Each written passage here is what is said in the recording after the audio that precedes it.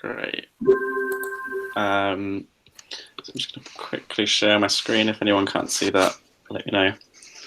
Thanks so much, everyone, for making the time this afternoon to come to our 5th show and tell of this project. It's the final one of this phase, so we're really keen to show our project updates and also have this opportunity to answer any questions or get any feedback from anyone here. So please either comment in the chat or feel free to ask any questions at the end as well.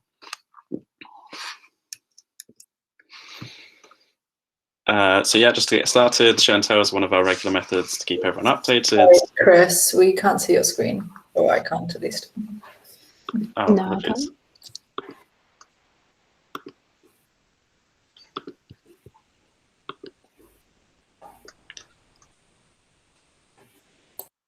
Is that coming up? Yeah, that's great. Brilliant.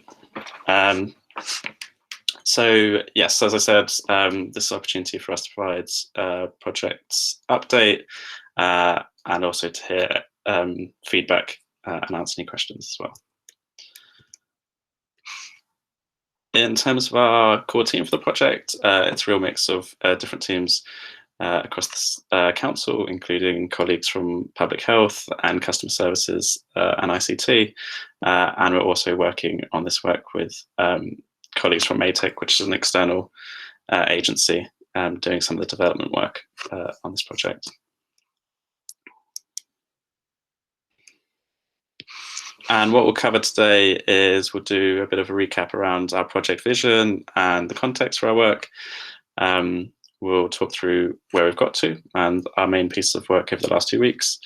We'll also cover what we've been learning, and then we'll highlight some of our next steps, including what's coming up in the next phase of this project.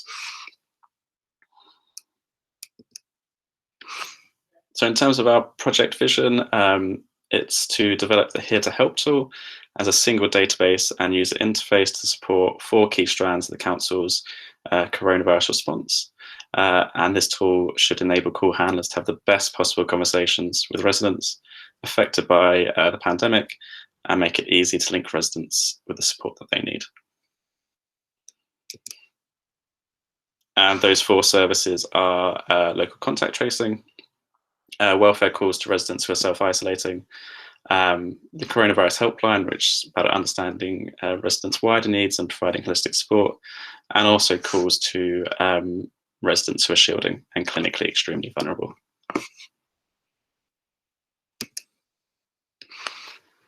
And what we're doing through this project is onboarding 2 services onto 1 tool. So if you're a Here to Help user and you are on the contact tracing service, you're currently working on our new front end and using the new database. If you're a user who's on the coronavirus helpline, you're still using the old version 1 of Here to Help, but you are linked into the new database. And what we're really trying to get to this week is having both services using the new tool.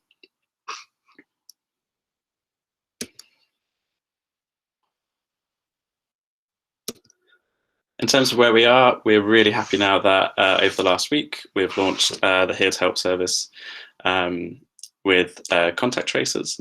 And that's really positive to see because as we discussed in our last show and tell, we had some challenges and we struggled to meet our deadline.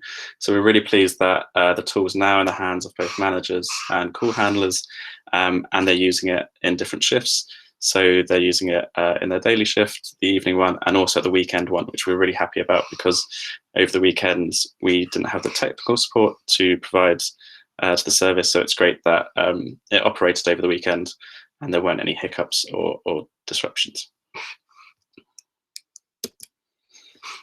And just as a recap of why delivering the tool to managers is really important is at the moment, there are a huge amount of manual tasks that managers have to complete, including downloading the data each day, cleaning it up and deduplicating it, creating a callback list in Google Sheets. And then there's various other tasks, including texting residents both before calls and at the end of the day. And also managers have to allocate staff to cases as well. In total, these processes together take between 70 and 100 minutes. We haven't yet done a comparison of how the new system has reduced the time spent on these tasks, but that's a priority for us this week, and we'd really like to come back to you with an easy comparison of how, having moved from Google Sheets to the Here to Help product, we've reduced time spent on manual tasks for managers. And on that, I'm just going to hand over to Elle, who's going to talk about data ingestion. Yes, hi. So for those that don't know, data ingestion is about taking extracts from Power BI or from other data sources and actually putting them into the callback list.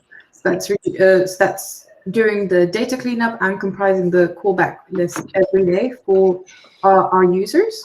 And there's a little timeline of what happened so far. So on the 1st of February, we started ingesting contact tracing calls and deduplicating them in the tool, saving our managers time. Then tomorrow we're going to launch showing some extra dates regarding contact tracing calls. So when they tested and when they were first symptomatic at, to allow call handlers to have better conversations with the residents. And coming up next in the data ingestion pipeline call list is we're going to start ingesting calls from the National Shielding Service. So we'll look at that extract and create a shielding list, callback list for our call handlers call. And then after that, we'll start looking at the clinically extremely vulnerable list and welfare calls.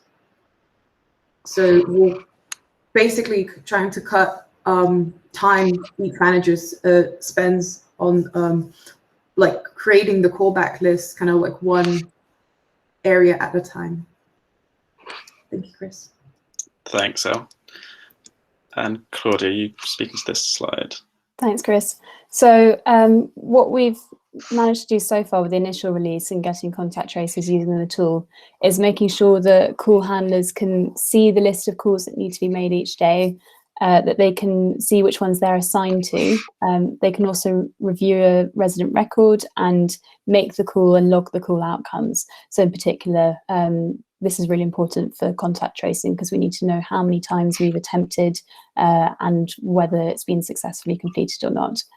In addition to that, managers are able to ingest the PHE data, as Al was talking about, and they can bulk assign calls at the start of the day. So take the list of people who need to be called and assign them to anyone who's on shift that day.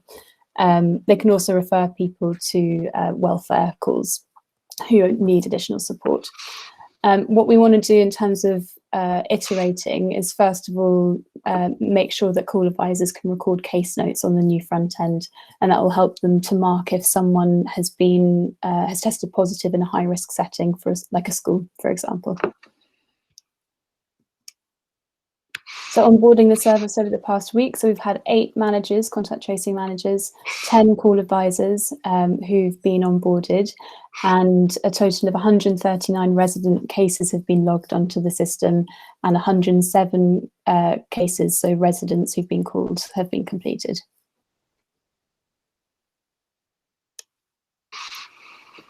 And what we're doing last week is getting contact tracers into the new front end, as Chris was saying.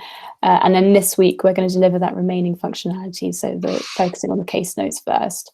For the rest of the COVID-19 helpline, so that's the team who are working on the welfare calls and also the contacting our shielding residents and taking inbound questions as well. So they've been using the existing front end until now, and we're going to be onboarding them onto the new front end this week too. So then we'll have all of the services related to COVID all using the same system.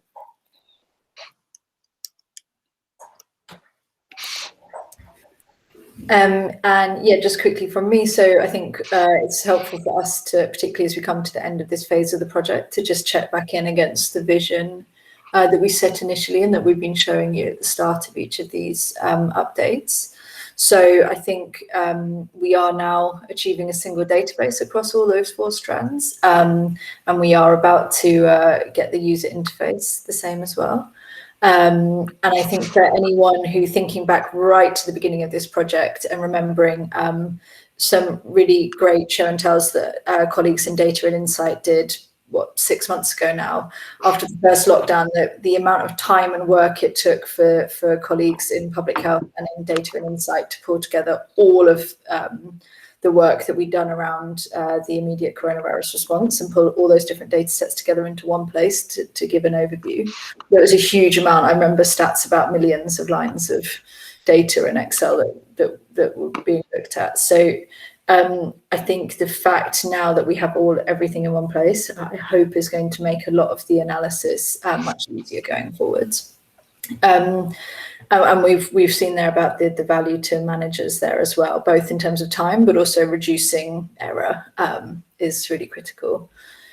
Then coming on to the second part of our project vision, Andrew in particular was very clear at the beginning of this that our real focus here is about the quality of the public health interaction there between the staff and the resident. So how can this tool actually lead to better conversations and ultimately a higher completion rate on contact tracing calls in particular.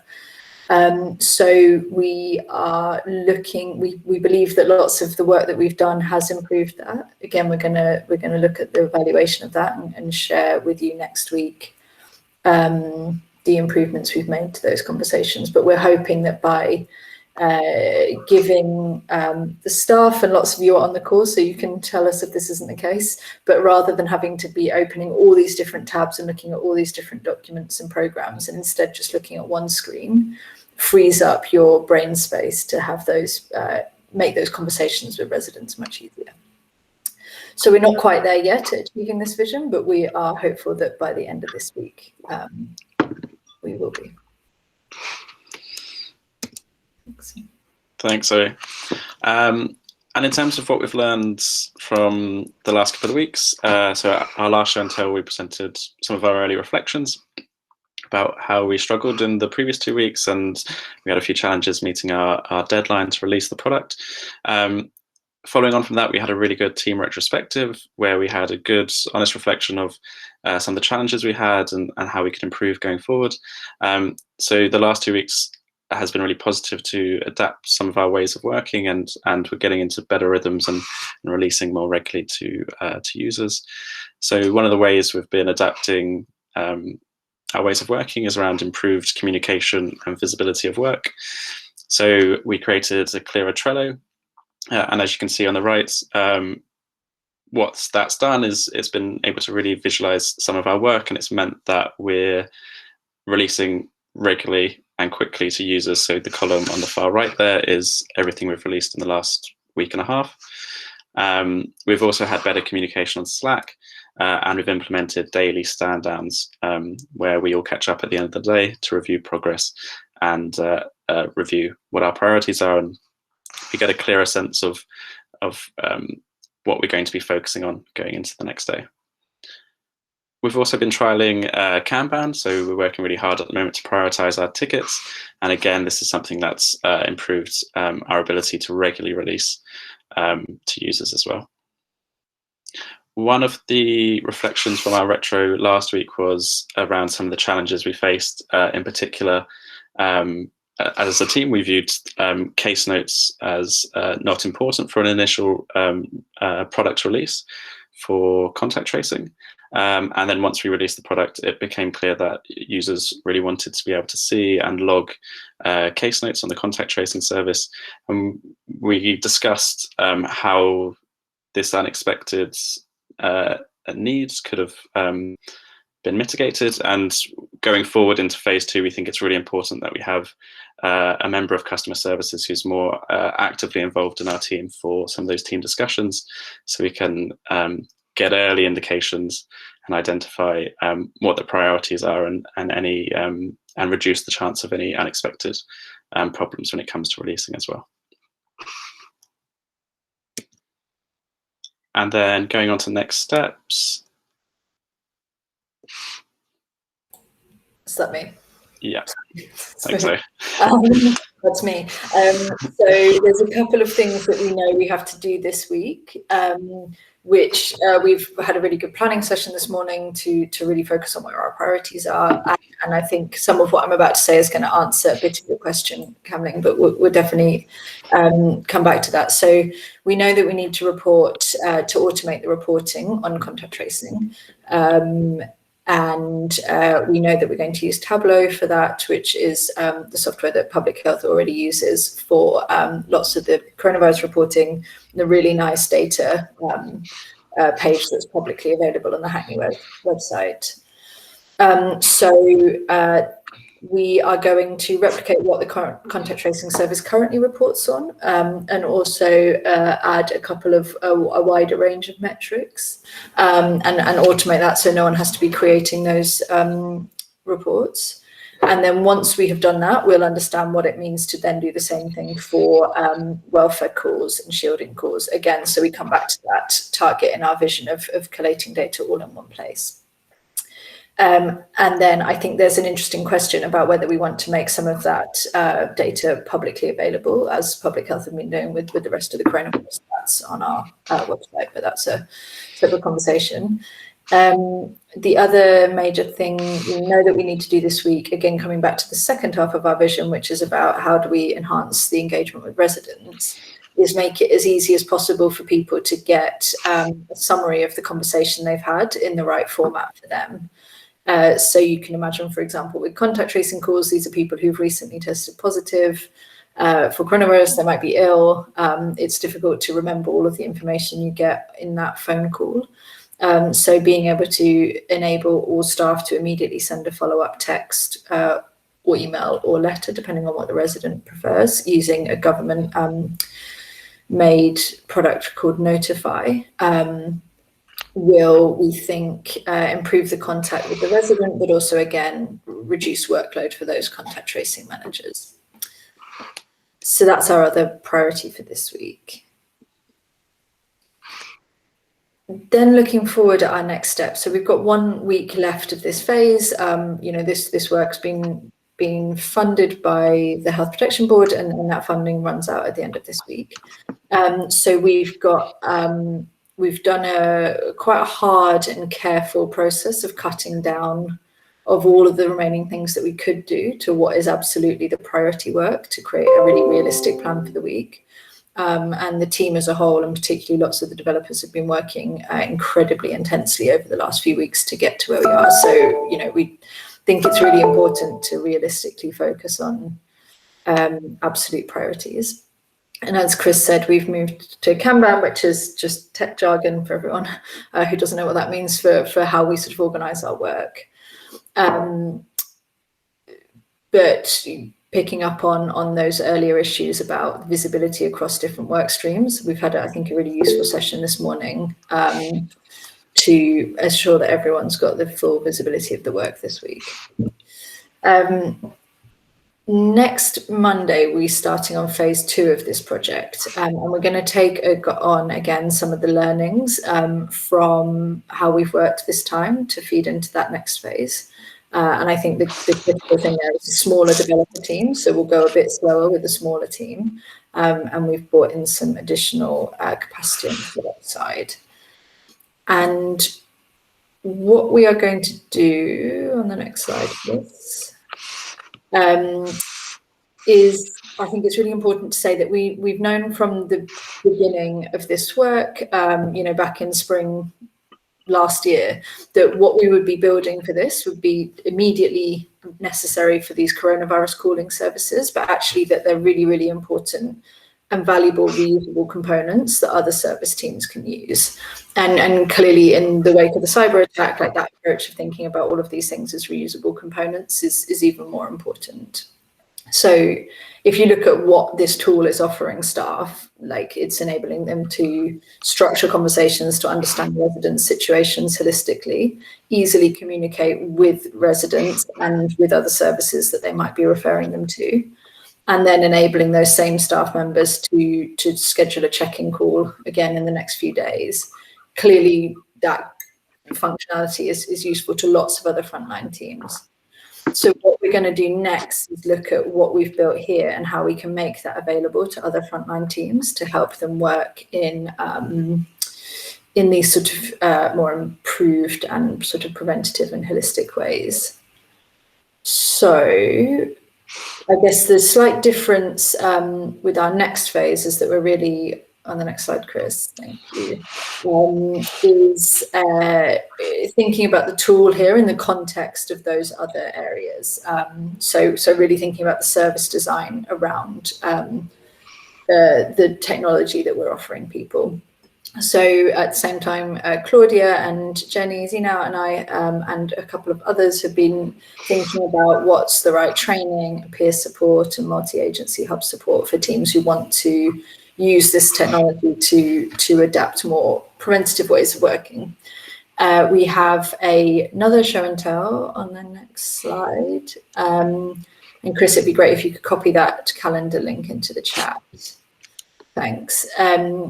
We've got a show and tell today at 4:30 in case you're interested to understand a bit more about that work. That's, I think, everything from us. I'm just going to add the calendar invite for this afternoon session there. Great. Thanks, Zoe. That brings us to the end of the show and tell for today, but does anyone have any questions about the project at this point? There are a couple from Susan and James in the chat. Susan, that's a good question. Yes, perhaps we haven't been communicating very clearly. So I need help, or here to help, as it's now called, is essentially the functionality of this is call handling software and contact tracing. James, our double act is working perfectly. So contact tracing requires the team to, on a really quick turnaround time, so within 48 hours, take in lots of new data every day, create a callback list and prioritize those and record those calls when they're done. So the original work that was done by some people on this call for I Need Help, which was handling food deliveries, we recognized that a lot of the functionality that was built into that would actually enable us to deliver support for the contact tracing team. There are also residents that cross over both. So the tool's already used for welfare calls, and those come from referrals from contact tracing. So it just means that the same residents can be managed in the same tool.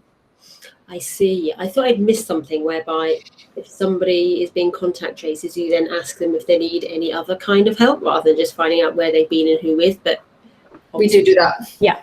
So that's the welfare referral. Yeah.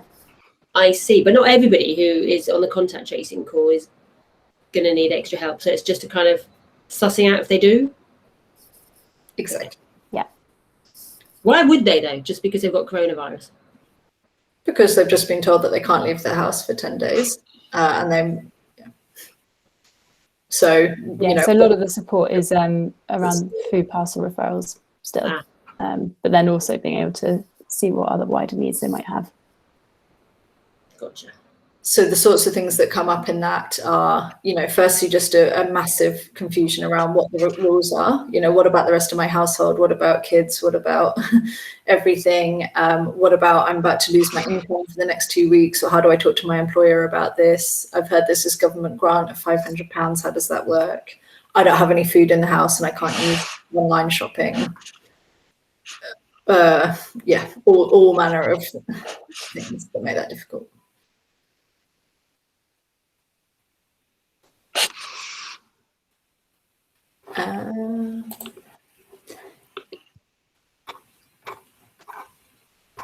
And Camling, you also had one about sort of these additional requirements that I know are coming up that we haven't delivered yet. I think that's definitely for us to have a conversation with you and the team to understand those and work out priorities. And thank you very much. Yeah, we will organize separate time. Yeah. Perfect. Thank you. And I think Andrew, did you want to kind yeah, thanks. No particular question. Just wanted to say thank you again to the team deliver on this. It's really great to see it coming to fruition now. Yeah, there's going to be more things that we'll be proposing in the future, which are incoming, which will be exciting too. Just to say well done to all the contact tracing team and well, anyone who works on the lines. They've had to do a huge amount of work with inadequate tools, and just last week we were contacted by DHSC, who highlighted Hackney as one of the best performing in London over the last couple of weeks, and they're doing that, with bare minimum of equipment. So now we can take all of this burden off them and focus on the quality and achieving even more. So yeah, thanks to everyone involved. I think we're doing a great credit to our community. And really special thanks to Chris for your patience and for your availability, right? And I know that at some point, we got a bit frustrated, but Chris has been really, really helpful. And the whole team behind him, the unseen hero, we totally understand. So thank you very much. Yeah. Thanks, Cameron. Yeah, and thanks so much for everyone on the contact tracing service. It was a bit bumpy releasing this product, but it's been really great to have such good engagement and communication between our teams. And yeah, also totally echo what you're saying. Like in our last show and tell, we discussed some of our challenges in meeting the deadline, but I'd also just like to thank everyone on the Here to Help team, because they've been doing a great shift over the last few weeks, and we've been releasing quite a lot. So thanks to all the developers who haven't been able to present in this presentation as well. Yeah, and hopefully when it's all over, we can go out to celebrate in person one day in 2021. Exactly, everyone's legs. Yeah. And I think we'll send around an invite for a show and tell next week around this time, just to give everyone a final update on some of the stats for anyone who's available. Thank you. Thanks, everybody. Thanks, everyone. Thanks. Bye. Thanks, Chris. Bye. Thanks, Jackie.